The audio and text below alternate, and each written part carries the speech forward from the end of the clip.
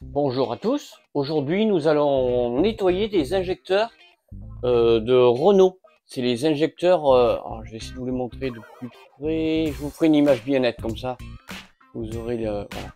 C'est les injecteurs de Renault 1,2 litre TCE. Alors ces moteurs là, bon, vous allez dire qu'ils sont tout plein de problèmes, ceci, cela, mais bon, celui-là il a un problème de combustion sur un cylindre, le cylindre numéro 4. Donc là dans ce cas, nous allons passer les 4 injecteurs au banc parce qu'on va pas en passer qu'un seul, hein, voilà, pour voir ce qui s'y passe. Parce que nous avons fait l'allumage, c'est bon, nous avons fait les compressions, c'est bon, bougie bien sûr, bobine, tout le tralala, tout ça c'est bon. Maintenant il ne nous reste plus que les injecteurs et comme c'est dessous le collecteur d'admission qu'il faut tout démonter, à démonter pour les contrôler, autant les nettoyer, les passer au banc et avoir des valeurs de mesure où on sait exactement ce que ça va nous donner. Je vais vous montrer pourquoi je soupçonne un injecteur qui reste ouvert ou qui fuit. Je vais vous montrer pourquoi. Je soupçonne qu'il fuit parce que regardez l'état de la bougie. Voilà, toute noire, toute un peu encrougnée de combustion, quoi. Hein, voilà. Alors évidemment, plein de gens vont me dire ben c'est l'huile qui remonte et qui s'encrougne là-bas dedans, bien sûr. Alors pourquoi que sur le cylindre numéro 4 puisque les 4 compressions sont bonnes, c'est pas une soupape qui est fissurée ou ceci, cela. Donc oui, l'huile pourrait remonter. Sur un seul cylindre, ce serait quand même étrange que ce soit pas sur les 4. Donc on va passer les injecteurs au banc et on va voir pourquoi ce cylindre, cette bougie, elle est aussi noire et aussi encrougnée que ça. Et pourquoi il y a cette combustion manquante sur le cylindre numéro 4. Pour effectuer ce nettoyage, je vais vous montrer comment ça se passe. Dans un premier temps, il va falloir passer les injecteurs dans le bac à ultrasons. Je vais vous incliner la machine pour vous montrer. Voilà, ici il y a un bac à ultrasons avec un produit spécifique. Et pendant le passage bac à ultrasons, les injecteurs vont être pilotés par le faisceau. Voilà, hein, ce faisceau électrique qui pilote les injecteurs. Alors sur le panel de contrôle, on peut commander le voltage, un tas de paramètres pour chaque injecteur, chaque type d'injecteur. Voilà. Et une fois qu'ils auront été nettoyés, et seulement une fois que les têtes auront été nettoyées, à ce moment-là, on pourra le passer dans les tubes à éprouvettes pour contrôler les débits. Ça, d'accord. Et dans notre cas, nous, on va le bloquer fermé, puisqu'on a une position pour sur cette machine. On va le bloquer fermé et monter la pression pour voir s'il fuit. Parce qu'on soupçonne qu'il fuit, cet injecteur. Et ce serait pour ça qu'il y aurait une mauvaise combustion, une mauvaise combustion sur le cylindre numéro 4. Voilà. Et pour pouvoir me connecter, je ne sais pas si vous arrivez à voir ici, hop, voilà. J'ai tous les raccords ici pour chaque type d'injecteur. Donc je prends mon injecteur et je mets le raccord qui correspond pour pouvoir piloter et mettre en pression sans que ça fuit nulle part. Allez, on va faire ça ensemble. Alors, je vais essayer de vous montrer l'état des 4 pointes. Alors, les raccords, hein, voilà. Que je vous montrais tout à l'heure. Hein. Bon, ok, ça c'est vu. Je vais essayer de vous montrer l'état des 4 pointes. Alors, je vais essayer de faire un zoom et que ce soit surtout net. C'est celui-là qui déconne. Hein. Bon. Alors, dans un premier temps, vu qu'ils sont vraiment très sales, hein, voilà, je leur passe un produit. Alors, hop, vous allez voir, c'est une espèce de petite mousse. Voilà. Voilà. Il n'en faut pas beaucoup. Et je laisse la mousse agir. Hop, sur la pointe. Je vais faire pareil pour l'autre.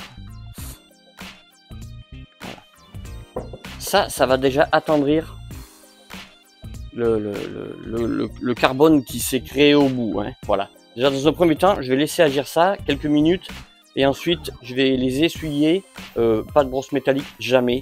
Pas de papier de verre, papier de trucs abrasifs. Hein. C'est les trous au bout, les pointes, c'est au microscope. Hein. Donc si vous regardez ça, c'est vraiment tellement fin, c'est calibré que si vous mettez un coup de brosse métallique, le calibrage il vaut plus rien. C'est voilà. Donc jamais, ne faites jamais ça. Pas de brosse métallique, pas de trucs abrasifs, quoi, voilà. Hein. Et là-dedans, ici, je sais pas si vous voyez, il y a un petit filtre. Là, il y a un petit filtre à changer. Et puis bien sûr tous les joints, mais ça a été commandé. Donc on les a, on attend de passer tout le nettoyage complet et on voit ça.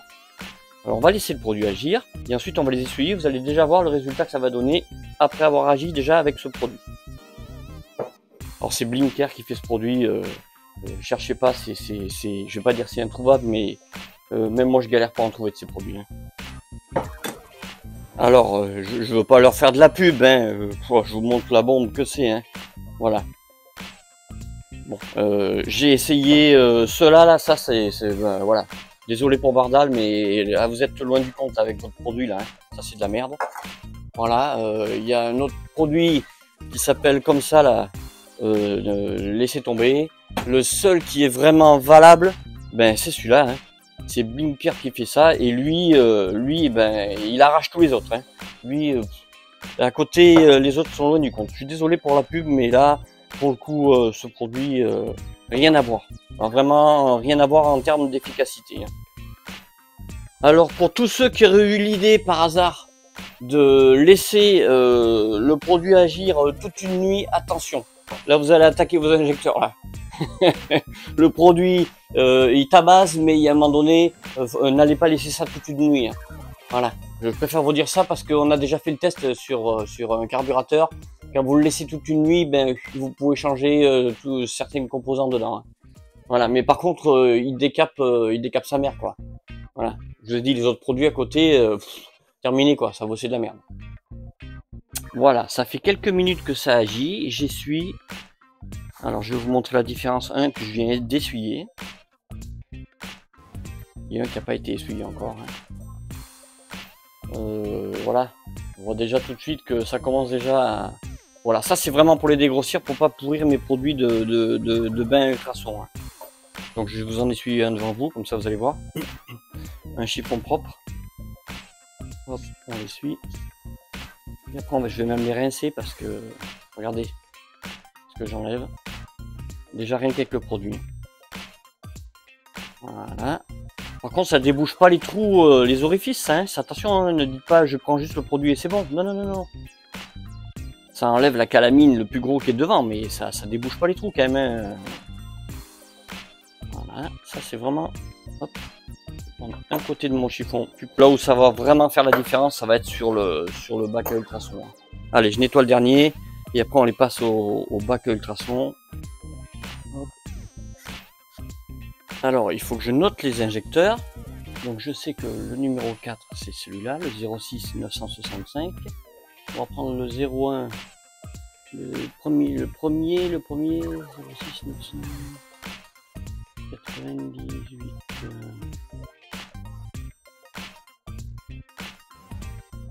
C'est le 1. 06 998.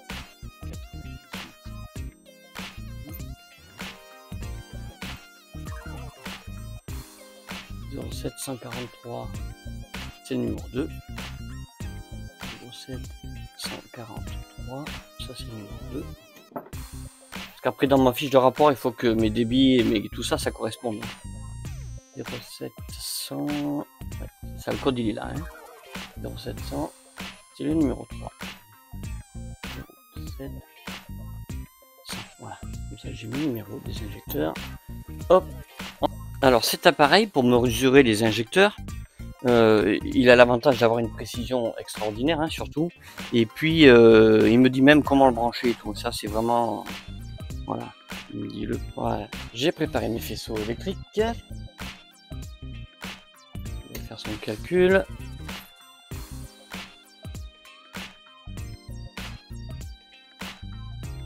Voilà. 2 ohms. Pour le numéro 1, il est à 2 ohms. Après non touche, c'est normal, c'est super précis celui-là. 2,0. Si je mets mes doigts sur le... Je vais le toucher, regardez. Ça change, hein, donc attention. Hop, pour lui on est bon. On va débrancher. Le numéro 2. Ça c'est la première chose à faire. Hein. En principe, on commence par ça. Parce que si la bobine est claquée, c'est pas la peine de s'emmerder à le passer. Je lâche tout.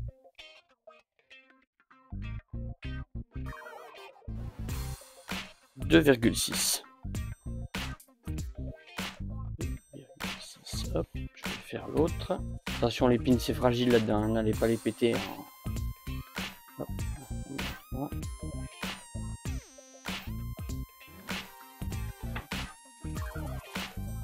On lâche tout.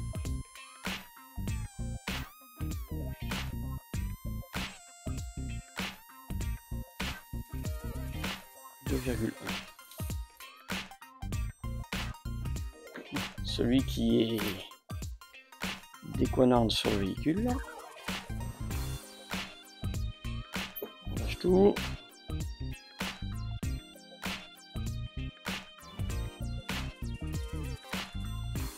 Ah, il est comme les autres. Donc le bobinage intérieur n'est pas torché. Déjà on sait que voilà, le bobinage intérieur n'est pas torché. Allez, c'est bon. 2,1. Là, on a déjà fait une première partie. Hop, hop. Voilà. Alors, je vais voir si j'ai l'embout qui va bien. Ah. Voilà. Il faut 4 comme ça, 2. Il y a tellement de raccords qu'après on s'y perd. Ah, il est là. Là, c'est le bon.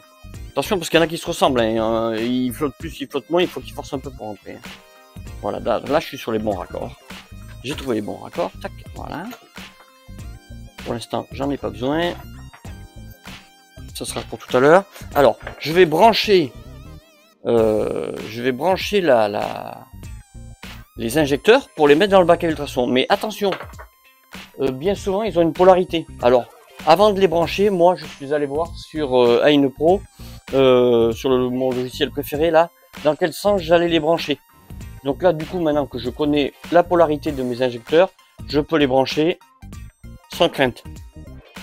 Bon, je pense que notre bac à ultrasons commence à être chaud. Là, c'est bon, on va pouvoir passer au bac à ultrasons. Allez, ils sont tous branchés dans la bonne polarité. On va lancer le programme ultrasons.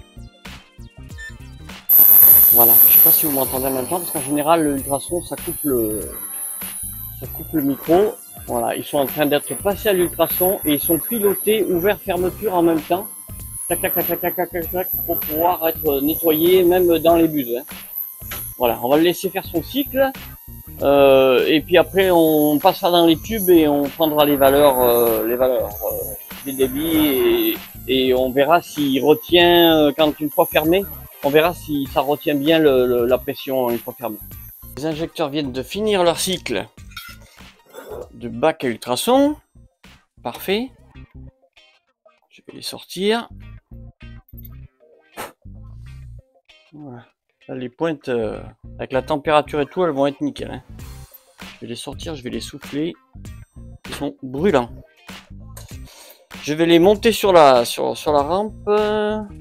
Alors le numéro 1, on a dit 06 998. 06 998, qu'on ait les bonnes valeurs. C'est celui-là. Donc celui-là, on va le mettre sur la rampe. Voilà. Je vais tourner la prise derrière. Déjà le 1 qui est branché. Le 2, 07 06 695, et ça c'est le 4.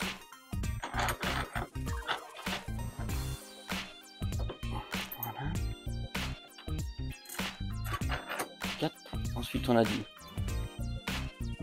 0743. 0743 c'est le numéro 2.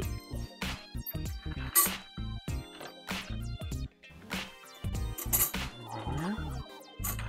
Et forcément, si je ne me suis pas trompé, 0700 numéro 3.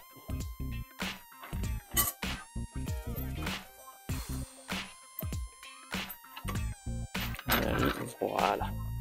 Et là, j'ai une bride à mettre dessus parce qu'il ne faut pas qu'avec la pression, ça saute. Voilà.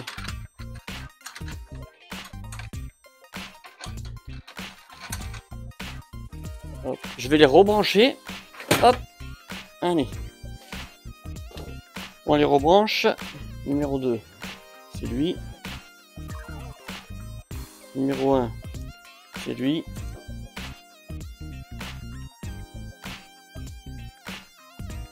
Voilà. 4, c'est lui. Et 3, voilà. Donc là, ils sont branchés. Ils sont branchés. On va pouvoir faire le premier test. Alors.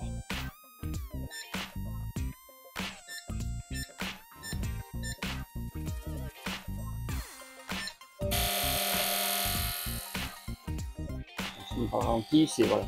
En train de les purger. Voilà, le montage est prêt. On va pouvoir mettre la machine en route. C'est un peu de temps, hein. Je suis désolé, mais c'est le temps qu'il faut pour mettre tout ça en place, pour mettre chaque raccord, chaque connecteur correctement, trouver la polarité. Voilà, il faut pas faire ça n'importe comment. Il faut prendre soin de chaque étape. Et, hop, je recommence. Je relance un cycle et pour les nettoyer, je vais même augmenter la pression. Voilà, on monte, on monte, on monte.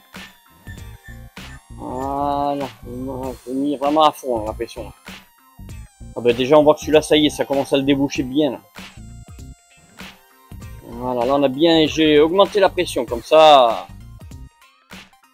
Avec plus de pression, un bon produit nettoyant, normalement ça les débouche, j'en débouche plein des injecteurs. Hein, quand les têtes sont en cougnées là. Alors pour le remontage de ces injecteurs, je le dis pour ceux qui ne savent pas, regardez, le jet il est pas centré. Alors, du fait que l'injecteur est sous la tubulure d'admission comme ici on voit, et il est là l'injecteur, il est pas monté droit verticalement comme dans certains moteurs, il est monté en diagonale là comme ça dans la culasse, et du coup pour pouvoir injecter quand même dans le sens du piston et de la chambre de combustion, ils injectent pas droit ces injecteurs, ils injectent en biais. Voilà. Donc ça veut dire que si vous le foutez à l'envers, vous allez injecter vers le haut ou vers le côté, ou voilà, ils ont un sens. Mais sur le TCE, il y a un détrompeur, vous pouvez pas trop vous tromper. Mais je vous dis ça pour certains moteurs qui ont des injecteurs qui injectent en biais comme ça, c'est volontaire. Et c'est vraiment pour que ils injectent dans la chambre de combustion qui est ici, voilà. Et sinon ils injecteraient droit, ils injecteraient dans les soupapes là, voilà. C'est ça, c'est pour ça qu'ils sont en biais. Vous y êtes, on prend les mesures et on regarde les débits. Alors là, on est en train de prendre les débits, de mesurer les débits, et ces débits vont nous servir de valeur de mesure, de base de données. Voilà, on va les comparer après, voilà. Donc là, c'est les débits à plein régime. Voilà, là nous avons les valeurs maximum de chaque injecteur. Voilà. Donc ça, je vais pouvoir le noter sur ma petite feuille. Vous le voyez là, je vais vous l'éclairer exprès. Hein. Voilà. 79, 79, 79. Bon, ben parfait. 79, ils sont tous à 79. On passe à l'étape suivante. Voilà, là je vais lancer un test. Ils sont tous fermés, les soupapes sont fermées pendant 1 minute, ils ne doivent pas fuir. La pression est montée, hop, on va regarder comme il faut. Est-ce qu'il y en a un qui fuit? Non, ils sont sous pression pourtant. Hein. Ils sont sous pression et on pensait qu'il fuirait le numéro 4 et non, il ne fuit pas. Non, non, non. Il fait déjà 30 secondes, ils ont toujours pas coulé, même pas une goutte, rien. Non, non, ils sont parfaitement étanches. On va laisser finir le cycle de 1 minute. Il faut que ce soit étanche pendant 1 minute, hein, sous pression. Voilà, il a fini son cycle. Je regarde bien dessous. Non, même pas un début de goutte. Eh bien, ils sont parfaitement étanches. Voilà, on sait que les injecteurs sont parfaitement étanches. Test de fuite 0, 0, 0 et 0. Voilà, nous avons 4 injecteurs qui ont un bon débit. Donc déjà, voilà, et qui sont étanches, ça veut dire que le véhicule va pouvoir fonctionner avec ces 4 injecteurs et ils vont pouvoir écarter la piste de l'injection défectueuse sur cette panne de raté de combustion. Voilà. Voilà, nous avons passé nos injecteurs sur le banc. Ils ont été nettoyés avant. Alors pourquoi je les nettoie avant? C'est parce que je veux pas polluer trop mes produits. Ils coûtent une blinde ces produits. Donc je fais attention à ne pas trop les polluer. Maintenant, bien sûr, je suis obligé de les changer régulièrement, hein, pas laisser les produits indéfiniment dans les machines et voilà. Mais voilà, je fais attention à mes produits, c'est normal. Donc je les nettoie toujours en premier avant, ça c'est la base. Et ensuite, ça nous permet de voir quoi? Ça nous permet de voir que les débits ont été bons, sont tous parfaits. Et ça nous permet de voir aussi également que la pression, la retenue sous pression est bonne. On avait zéro fuite sous les injecteurs. Donc ça veut dire que 0% d'écart entre chaque débit. Pour moi, la panne de ce véhicule, clairement, ben, c'était pas l'injecteur ou c'était avant le nettoyage. Quand ils vont remonter, ils vont démarrer, ils vont vite le savoir.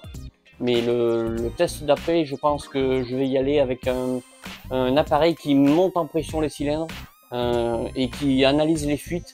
Et ensuite, on peut savoir dans quelle direction part la fuite. Est-ce que la fuite part par les segmentations? Est-ce qu'elle part par une soupape? Ou est-ce qu'elle part admission ou échappement? Enfin, c'est un appareil exprès, ça, si je l'utilise, je vous le montre, il est là, voilà. On avait 10 bars à chaque cylindre, hein. Sur les 4, on avait 10 bars. Il n'y avait aucun écart de pression, mais ça ne veut pas dire que ça fuit pas 10 bars sous plein régime de démarreur.